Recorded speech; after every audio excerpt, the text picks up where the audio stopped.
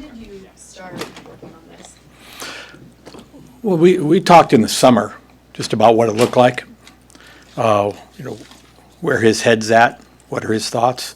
But really, I think I took the first concrete something to his agent and Matt about week 3. And then you just kind of go back and forth. And then, the market is weird this year, right? There's so many positions that have opened mid-season. So I would say the last couple of weeks, because of all of the jobs opening, it started moving faster, and then culminated again this morning. I will tell you that, and this is mostly joking, but a turning moment for us was when we announced the boys from Oklahoma and Turnpike Troubadours.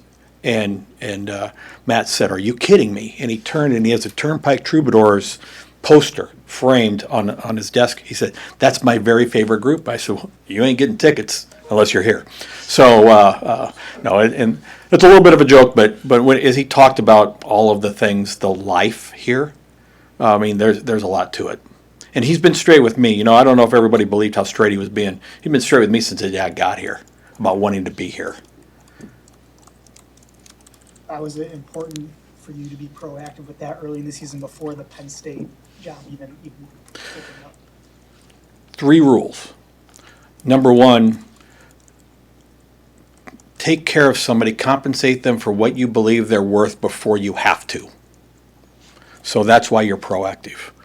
Number 2, when you have what you think is a great coach, you have 2 obligations. Number 1 is to compensate them at what is the market for your expectations for where the program should be.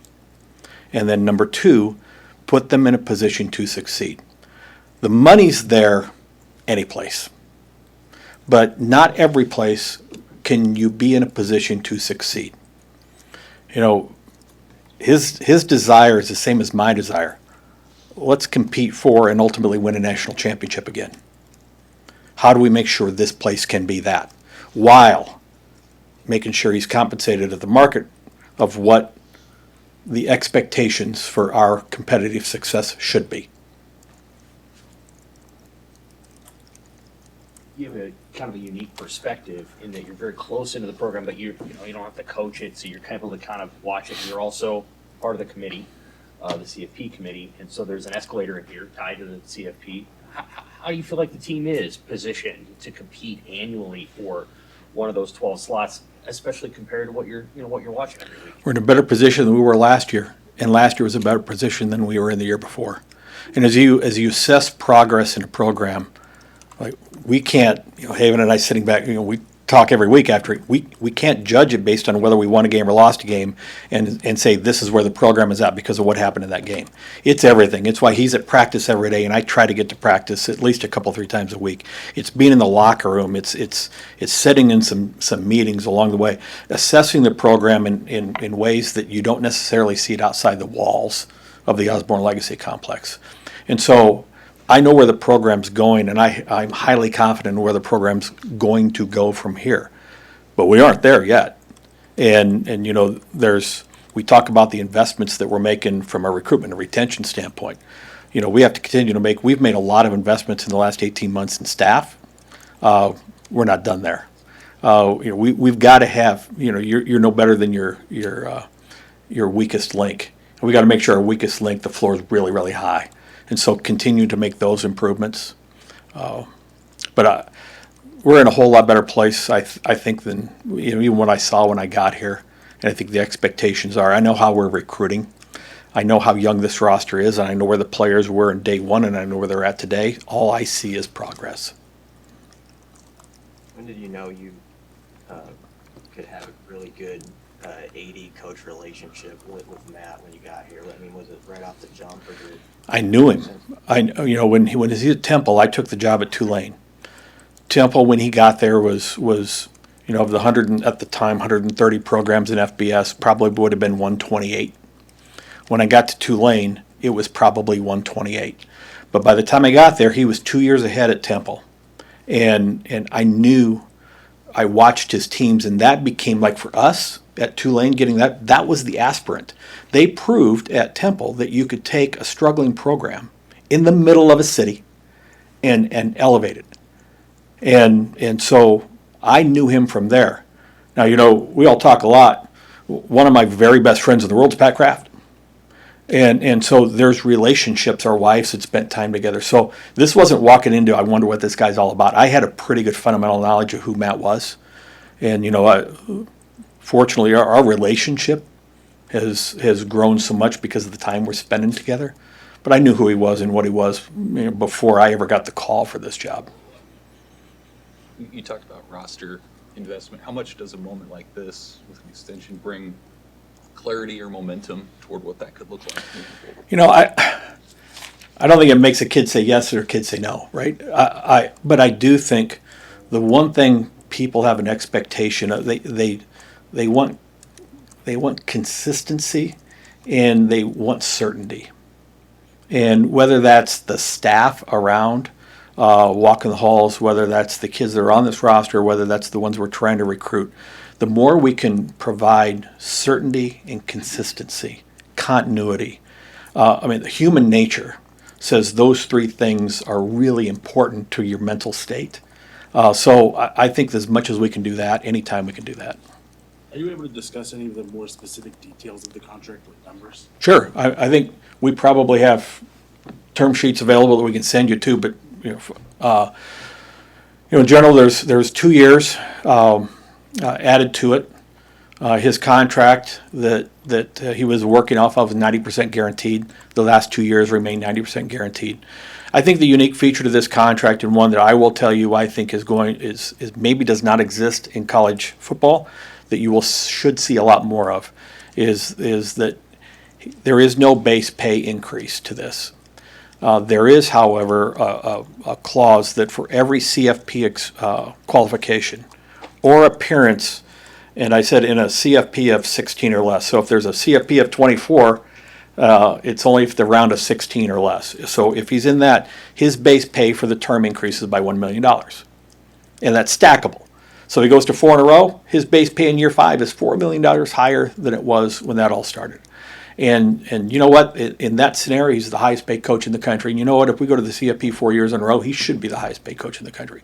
So I would tell you that is Matt's confidence and willing to bet on the program and how we're going to provide for him, and our confidence in what he can do when we provide for him. That is a truly mutual beneficial piece of this contract that is very unique and probably will not be the last of these, I think, that you see. The buyout resets. And one of the things about everybody, why do you continually renew contracts? There was 5 years left here. But the buyout is the single biggest protection that a university has from a coach, others being interested in a coach. And so maintaining that buyout, and the buyouts stagger. In a perfect world for all of us, your buyout would be the same both ways, right? Mine is, but it doesn't work that way in coaching. I didn't have an agent, right? But also the leverage is different. So 15 is the high standard for buyouts in the country.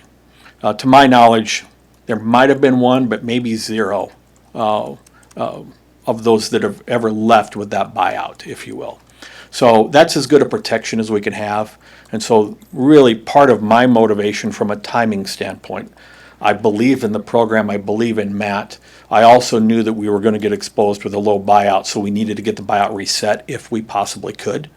So that was really why I initiated the discussions when I did. How often do the buyouts reset? They stair step down. So I think it's in ours it's 15 for a period, and then 10, 8, 6, 4, 2 as you get down later in the years. And the fundamental thought behind that is if you haven't done something to renegotiate a contract by the time you get to 4, 5, or 6 with a coach, that you want the buyout to be as minimal as possible to provide that escape hatch. If you're not willing to renew, then you don't want to provide a hindrance for that coach to move on if you're not willing to bet on them. What's the base for the last 2 years? 12.5. So the current contract, his last year's base is 12.5. So the last 2 years, there is no increase. So it's 12.5, 12.5. Every year up to that provides for an increase. So again, it's truly one of those where we're all kind of betting on and with each other. His contract from a market, and where do you, back to how do you assess a contract based on what you expect for performance against the market? His contract was in a pretty good place from that standpoint. I think we both recognized that. So there was never a discussion about the base. Hey, Troy, LSU's, Louisiana's governor went on TV and kind of bashed what buyouts are and how other ADs have done it. Can you just speak more about that? Like, do you guys have conversations at your level about how you work with head coaches and figure out what a buyout would be? There's a fine line between having conversations for best practices and colluding, right? And so, you avoid the collude. Most of these contracts are public. We all have access to services that aggregate those contracts, so we kind of know what everybody's doing. I know what the Big Ten numbers are. So from that standpoint, one of the things that college athletics is really bad at versus professional sports is we refuse to act as business partners ever. We're competitors in every respect, including what we try to do with contracts. You get to the professional ranks, they're business partners.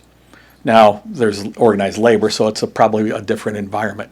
But, in most all we do, we always consider it proprietary and it's some competitive advantage. So other than the records that you all get, that I get, that's my knowledge of what everybody else is doing and the whys. We all have people that have been mentors for us that kind of help explain and guide why this is best practice and why you should do that. Haven and I talk every day about what we're doing and why, so that when he's an athletic director, he's prepared to know what to do and why.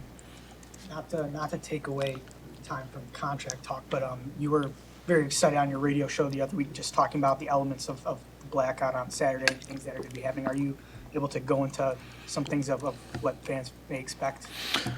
Oh, Matt's talked a lot about it. I'd probably go outside and look at what they're doing to the field around 2 o'clock today. Troy, you said you got a sense dating back to Tulane about who Matt is, what he's about. Who is he? What is he about that made this warranted? Well, people want to pick on his overall record sometime. He actually went into 3 rebuilds. It's one thing to go take a job on third base and get home and brag about that record. It's another thing to take a job where you're just coming into the batter's box and you're trying to get to first base. And he's done that 3 times. So I don't look at overall record from any respect. I just know I know what happened. I know the situation he walked into at Baylor. And we all know what happened to Baylor, right? And he walked in there and took that situation and managed to churn it into an 11-1 team within 3 years, right? And so, and I know who he worked for at Temple. I know who he worked for at Baylor. And those are 2 of the best ADs in the country, bar none. And so I know from those 2 programs how he can turn it and what he needs from my office, what he needs from Haven, what he needs from any of us to get that done. Our job, hiring a coach or retaining a coach, this is like one half of 1% of my world. It's probably the most important 1.5%. But the rest of the 99% of my day is trying to find ways to get him in a position to succeed. And yeah. No. When it comes to infrastructure and improvements, how much time do you actually spend with Coach Rhule and other coaches or even players talking about what they would like to see with the facilities and infrastructure here? Well, I suppose, we redid the fields because, number one priority of Matt, go out in the practice fields a year ago. There was rocks coming up from them. There was no grass growing there. We need to fix that. That's really led and guided by the coach. That's putting them in a position to succeed. So that's the reason we hang around him as much as we hang around him and know these things and know what's a burning wish versus a desire versus an absolute need necessity. Appreciate you. Thanks. Thank you. I think Jeff and Seamus have Coach Williams and Coach Hoiberg coming here.